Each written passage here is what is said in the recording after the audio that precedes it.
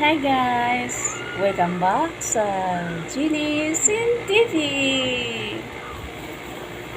Pasensya na po, ngayon lang po ako din nakabalik sa YouTube sa tagal ng panahon dahil po sa aking naging work na hindi ako malaya. Ibig sabihin, stay in sa work.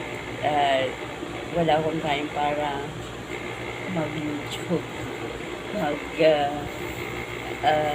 video-video.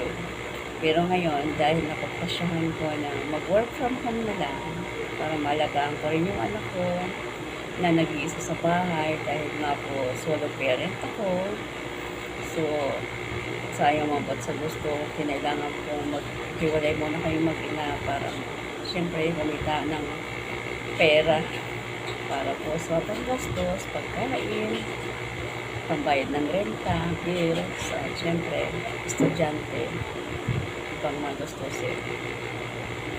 So, kinailangan po talaga na maghanap buhay. Wala naman po akong ibang inaasahan na tutulong sa akin. Kaya, no choice. Pero napakahirap po kapag gano'n na malayo ka sa anak mo, tapos nag-aalala ka dati daw na kapag may sakit, alam mo, wala magluto ng pagkain niya. Kasi nga mag-isa lang siya sa bahay, hindi mo alam kung anong nangyayari. So, napakahirap po pag ganun sitwasyon. At kaya napagpasyahan ko po na pinagdasal ko actually. Pinagdasal ko kay Lord na sabi ko, Lord, sana bigyan mo ako ng pagkakitaan. Sa bahay lang ako para sa ganun malagaan ko. Masamahan ko siya. Kasi magkasama kami hindi ako nag-aalala. Kasi sa panahon po ngayon, napakahirap po kapag mag-isa lang ang anak mo sa bahay, lalo ng babae. Hindi natin alam panahon ngayon. Dahil natambalitaan ko naman na maraming mga nadudukot, maraming mga estudyante. Mahirap po. So, yun po, pinagdasal ko po talaga yun na nagkaroon ako ng work from home job. At thanks God kasi ito po binigyan niya ako ng work from home. At ito nga po, nananahi po ako ng bag. Bag po na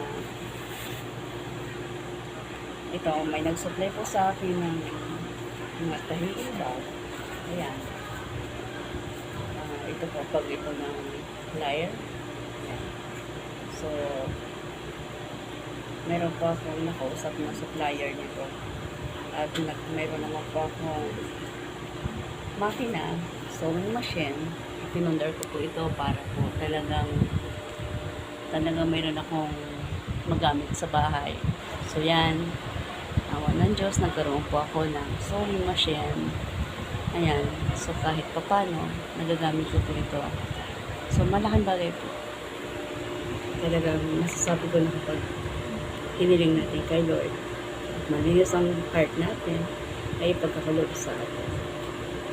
So, ngayon po magkasama na kami mag-ina, naalagaan ko na siya, naasikaso ko na yung food niya, namonitor ko na siya. So, happy na rin siya kasi meron na siyang mama sa nakasakasama niya sa bahay. Dati kasi nakakalungkot isipin kasi minsan natutukso siya ng mga friends niya kasi wala na nga daw siyang papa, wala pa siyang mama. Pero pinaliwanag ko naman sa kanya yon dahil nga syempre nag-work ako para din naman sa kanya. Hindi naman pumadali kasi syempre solo parent ako. Unawa ko sa kanya yun na huwag siyang makikinig sa mga ganun kasi hindi nila naiintindihan yung sitwasyon natin. Siguro kung sila man din kako yung ganun, nawala na silang papa, ganun din ang nangyari sa kanila. Kailangan mag-work ang mama nila para mabuhay lang, mabili ang kailangan nila. So, naiintindihan naman po ng anak ko yun. At awa naman ng Diyos, kahit na nag-iisa siya minsan, dahil sa nagtatrabaho ako, magaling ko siya sa school, na kapag lagi po siyang with honors.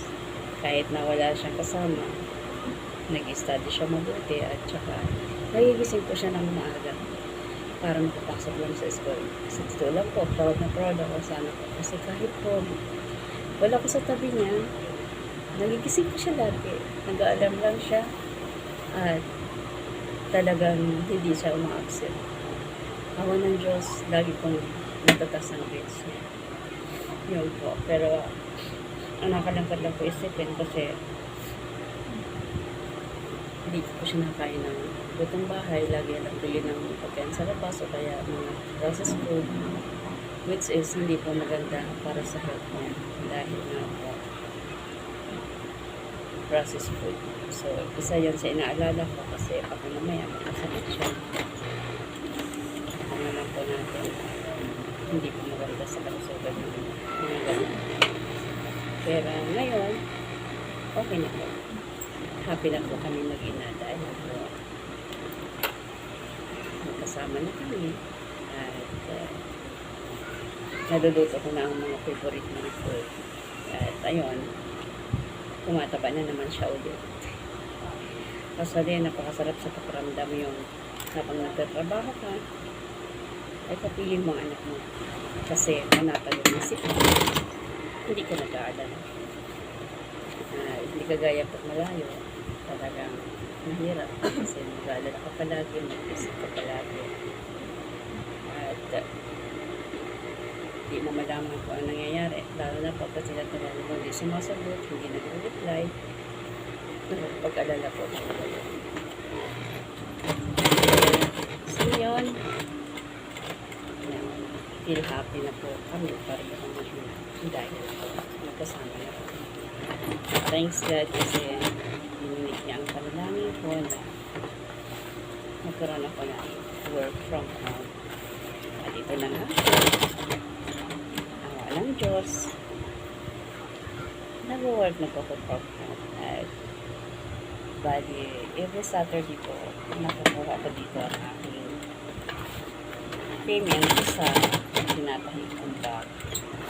Kasi Saturday po, or pagkatapos po, even hindi pa po abot ng Saturday, basta tapos na yung ginagawa ko, nababayaran na po agad ako. So, nakataraos naman po sa pang-araw-araw namin, pangangailangan, at mga bills, napag-iikunan ko po.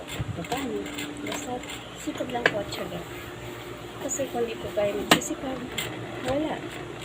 Itong magandahan na po sa ito na sa bahay lang po ako kasi initan, pwede po ako mag-work kahit sa gabi na, wala po pinipiling oras, kumbaga nasasay lang po ako. Hanggang kailan ka mag-work kung gusto mo lumaki ang kita mo, syempre, magsipag ka. Minsan madaling araw pa lang nag-uumasa ko kasi iniisip ko naman na sa bahay lang po or minsan gabi na rin. Hindi ko ni sinasayang yung mga oras na imbis na ipapanood mo lang ng YouTube, ng nag-scroll ka lang sa TikTok.